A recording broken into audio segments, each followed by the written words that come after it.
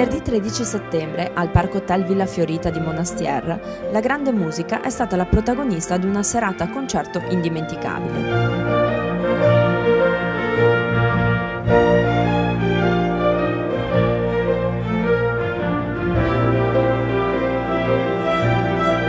L'Orchestra Regionale Filarmonica Veneta, diretta da Diego Basso, ha fatto rivivere al pubblico presente le emozioni di un secolo di musical, con brani tratti da Cats, Tosca, Notre-Dame de Paris, Il fantasma dell'opera, concludendo con un classico conosciuto e amato da molti, Jesus Christ Superstar.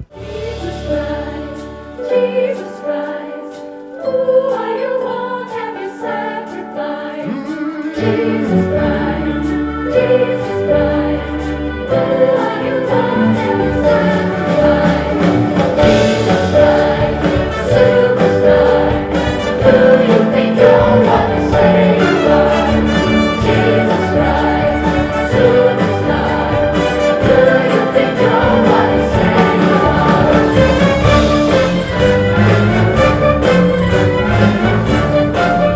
A far sognare ed emozionare non solo le note dell'orchestra, ma anche le straordinarie voci degli interpreti di Art Voice Academy e la partecipazione straordinaria di Vittorio Matteucci, che a settembre tornerà all'Arena nei panni del Conte Capuletti in Romeo e Giulietta ama e cambia il mondo.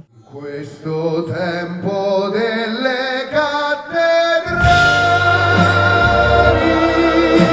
la pietra si fa, statua, musica e poesia, tutto sale su verso le stelle, su mura entrate, la scrittura.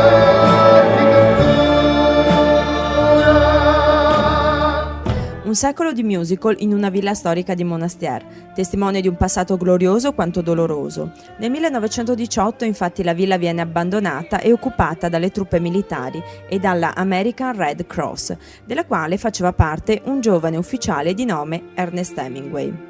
In occasione del concerto, all'interno della villa, è stata inaugurata la mostra che ripercorre e racconta nel dettaglio le vicende dei tragici anni della Prima Guerra Mondiale, con particolare riferimento alle esperienze vissute proprio dal grande scrittore americano Ernest Hemingway.